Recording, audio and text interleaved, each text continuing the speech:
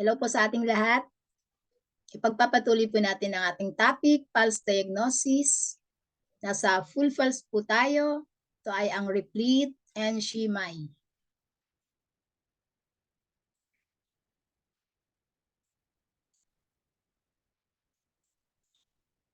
Full pulse or shimai. The full pulse is also known as an excessive or replete pulse. Ibig sabihin, napakalakas po siya. Malakas po siya, ano? The full pulse feels strong, long, and hard to touch. It is felt on all three levels. Pag pinatong yung kamay nyo, nararamdaman po agad sa inyong fingers. Wala sa superficial, sa middle at deep, nararamdaman po nyo. The full pulse will arise from excess pattern of imbalance. So excess po, sobra-sobra pong energy yung nasa katawan. This is because when there is chi, yung chi po, ito yung sanhi ng sakit, no? Present, there will be more chi present in the body than normal. So mas marami raw po yung chi ng katawan natin pag may pumapasok din na nagiging sanhi ng sakit ay yung say chi. So ang result po nito, yung ating pulse ay nagiging puno o makakaramdam tayo ng fuller pulse. The speed of the pulse will determine if there is excess heat or excess cold. So yung full pulse, ang pattern of imbalance po, ito ay excess condition, Shi condition. So ang typical combination po nito, alam na natin ano, pag slow, understood na may cold. Kaya full and slow, excess cold, sobrang lamig ang pumapasok sa katawan. Pag full and rapid, sobrang init, excess heat. Full and tight, excess cold din po siya, Shi cold. Full and slippery, tandaan po natin pag may slippery, may phlegm or damp. So, excessive pulse, description po nito, the pulse can be felt at 3 positions. Sa lahat pong posisyon, pag pinatong niyo ang kamay nyo, mararamdaman nyo ang pintig ng pulso sa lahat ng levels. So, it is long, wide, and forceful, giving rise to sense of fullness. O, kung babalikan po natin, ano ba yung wide, ano ba yung long? Kahit saan nyo igalaw, nararamdaman po ninyo sa inyong fingers. Pag pinatong nyo, ramdam nyo sa mga gilid na inyong fingers. So, ang key points po dito, long, wide, and forceful. Other translation po nito, full or replete. Kaya pag naglalagay tayo sa patient charts, ilalagay nyo.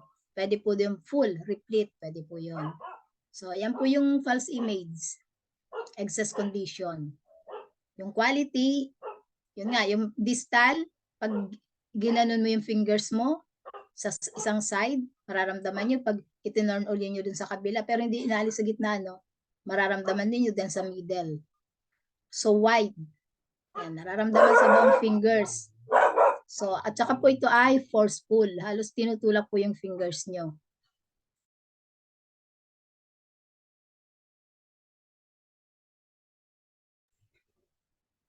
So, false description, the full pulse feels hard, full and long. It is felt easily at all levels and has a springy quality, resistant to finger pressure. Yung nga po yung sinasabi ko, pag pinatong yung kamay nyo, parang itinutulak yung fingers nyo. Ganun po yung description ng full pulse.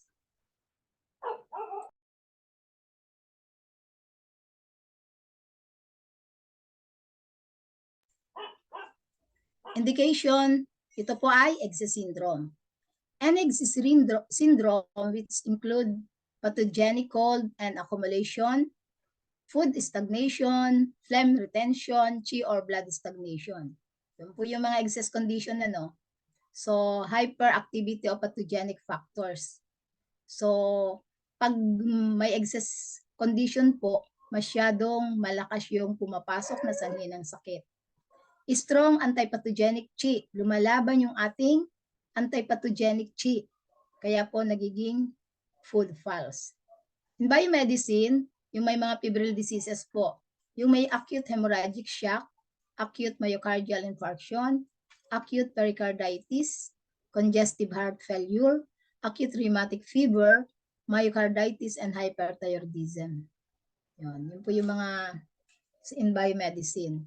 In pathogenesis, the conflict between hyperactive pathogenic factors and strong antipathogenic chi result in accumulation of chi and blood filling the blood vessel. Then the excess type pulse will consequently occur. Yung nga sinasabi natin na malakas po yung pumapasok na sanhi ng sakit, pero malakas din yung ating panlaban, yung ating energy, yung ating chi. Kaya yun, pag naglaban sila, excess pulse po yung mararamdaman. So remarks, the excess pulse can also be felt in the normal person. So when the pulse is strong and calm, it indicates the person has sufficient antipathogenic chi and Zangfu organs function. So yung sa mga healthy person po, nararamdaman ang full pulse. Basta wala itong walang dahil sa sakit. So normal po ito. Na nagsasabi to na ang Zangfu ay healthy. So clinical significance for the full pulse simply indicates the presence of full patterns. Its precise clinical significance can be deduced only from its combination with other qualities. When discussing the clinical significance of the full pulse, it is important to be precise about terminology. So there is difference between the classic full pulse, as defined above, indicating purely a full condition, and a full type of pulse that encompasses a broad range of full pulses,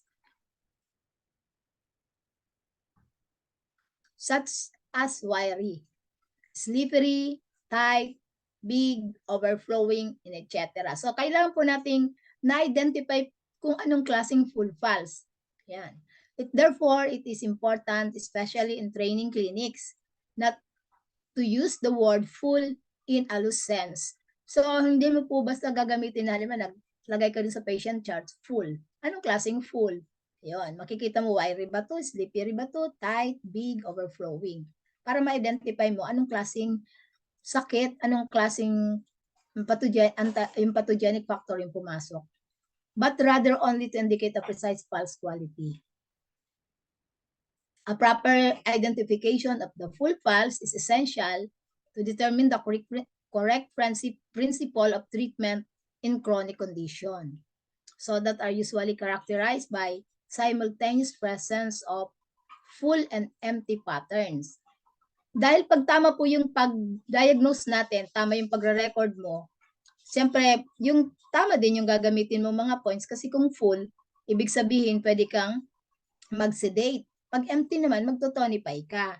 Yun. In such cases, we must have a clear idea in mind as to what our treatment strategy should be.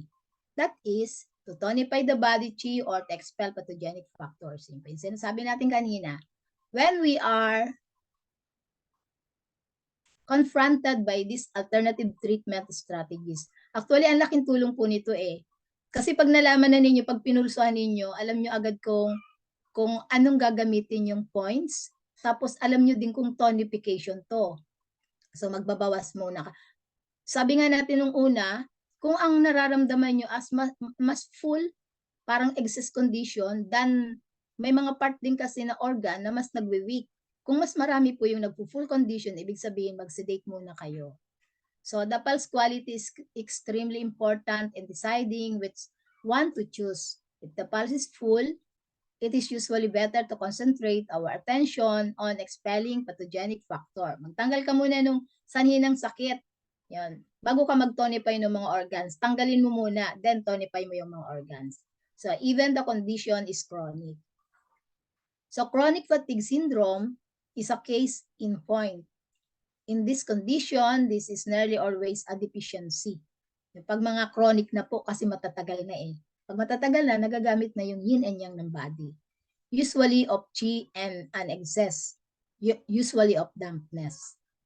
Sabi nung author, I often base my decision whether to tonify chi or resolve dampness on the pulse quality. So if it is full or full type, sabi nitong author, siya ay nagtatanggal muna ng mga dampness rather than tonifying chi. Sa halip na magpalakas nung organ na affected, tanggalin mo muna yung pumasok na sakit.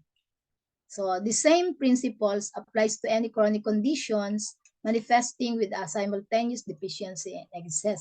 Kasi kahit nagtotonify ka ng organs, pero tuloy-tuloy na pumapasok yung sanhi ng sakit, halimbawa, lamig, matinding lamig na nasa katawan niya. Kahit tonitonify mo yung yung halimbawa pumasok sa lungs, lumalakas yung lungs pero andun pa rin yung sanhi ng lamig kaya expel mo muna yung lamig. Pag na-expel mo yung tonify mo yung lungs, so mawawala. Kung kumbaga inuubos siya, mawawala po yun. So common condition presenting with the full pulse are heart, stomach, or liver fire, retention of food, phlegm, full cold, and stagnation of qi and or blood. So yung common condition manifesting with the full pulse, ito po ay natatagpuan natin sa heart, stomach, or may liver fire. Yan, mga full pulse. Makikita ninyo pag may liver fire, yun nga minsan yung mata namumula, yung pag nagagalit. Yan. Retention of food. May mga phlegm, may full cold, stagnation of qi and or blood. So combination po nito, syempre pag lagi po nating tandaan, pag rapid indicates heat. So pag full rapid indicates full heat ang nasa katawan ng inyong pasyente. Pag full slow indicates full cold ang pumasok sa katawan ng pasyente. Full tight denotes full cold. Full slippery indicates phlegm. Full long indicates heat. Full wiry indicates the full liver pattern. So differentiation of similar pulses, overflowing. The overflowing pulse is large, long, and relatively floating, and it decreases in strength when pressed heavily. The full pulse is not so long, not so floating, and does not decrease in strength when pressed heavily. So yun po yung pagkakaiba. So the flooding pulse, ang description po niya, the pulse is wide and forceful, although it fades gently. The vessel is wide and thick. So in description, like the ocean wave that comes strongly but leaves calmly. So ang ating key points, easily felt, kasi pagpitik niya ramdam mo. At superficial depth, wide and forceful, arrive with more power. Pagpitik po niyang pataas, ramdam, then yung pagbaba niya, mas papahina siya when it leaves. Yun po yung ibig sabihin nun. So, other translation, overflowing, surging. Ayan po yung image. Para siyang flooding. Ay para daw po siyang wave. Ayan po yung flooding pulse. Pulse quality strong or forceful. Then wide. Alam na natin kung paano natin kapain yung wide Basta pag pinatong mo, nararamdaman mo sa gilid na yung mga fingers. So, yun. Ascending, stronger. Descending, mas weaker yung pagpababa na ng pitik. So, indication po niyan, excess heat on the qi level. Biomedicine, various acute infectious disease, severe pathogenic bacteria, bacterial infection, or other disease also may be found in patients with adverse flow of blood caused by aortic insufficiency. So pathogenesis, excessive pathogenic heat in the interior dilates the blood vessel and accelerate the qi and blood circulation, thus producing flooding pulse. So remarks po nito, flooding pulse can be normal during the summer. Pag summer sa ibang bansa. So clinical significance and its position according to Lizzie Shen. So front position, invasion of wind heat in the head and face, sore throat, stiff tongue, feeling of fullness in the chest. Pag middle position po, may heat sa spleen. Kasi andun yung spleen yung stomach, sa middle. Abdominal distension and fullness. Rear position, nandito yung organ ng kidney and urinary bladder. So nakakaramdam ng backache, abdominal pain, and constipation. Yan yung mga may full pulse. So, when a pulse is felt both superficially and deeply, and has big, long, wiry, strong beats, is called a full pulse. So, ibig sabihin nun, from the middle, superficial, middle, and deep, nararamdaman natin. Superficial perverse heat is treated with acrid cooling herbs to induce the perspiration and cool heat. So, pwede po tayo gumamit ng mga herb para palabasin yung init sa katawan. Kasi pag namawis, cool down nyo yung init sa katawan. Internal perverse heat is treated with bitter, cold herbs to clear. Then, pag internal naman yung mga bitter herbs. Pulse comparison. The full pulse is not to be confused with tight and firm pulses. So, daw po tayong malilito doon. The main characteristic po of tight pulse is that it is stout and rapid. Yung parang ang higpit ng pagpitik niya, pero mabilis. So, it is like a tightly stretched rope with vibrates to the right and left. Yan. Pag firm pulse naman po, firm pulse is full, big, minute, wiry, and long.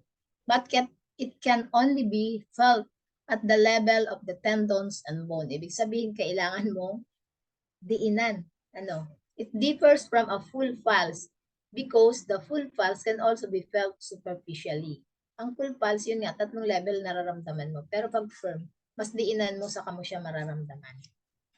So yung clinical significance po, the full pulse appears when there is a severe accumulation of yang heat per burst chi. Yan, mas maraming init na pumapasok sa katawan. So clinically, symptoms include yung mga nasisiraan na ng ulo, insanity, divagation, may vomiting, may constipation, and chi pain. Constipation, alam naman natin, dahil sa init.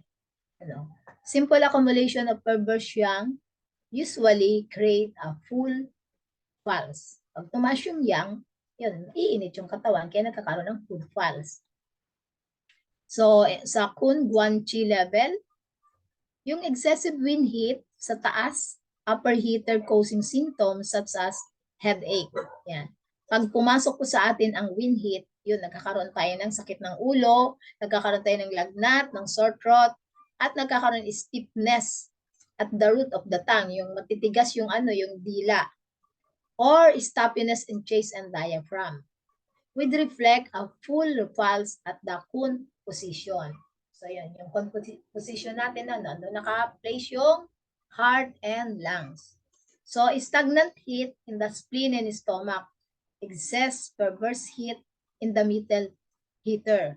Pag sa middle heater naman, spleen and stomach ang andoon, causing symptom of stuffiness and distension in the abdomen. Yan, yung matigas, yung inyong mga dito po sa may tiyan, will reflect in a full pulse at the Guan position. Pag severe accumulation naman po ng excessive heat sa lower heater, ito po yung mga symptom, nagkakaroon kayo ng lumbago. Yan.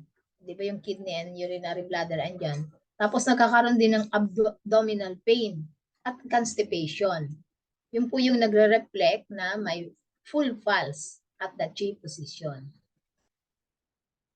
Thank you po for your attention.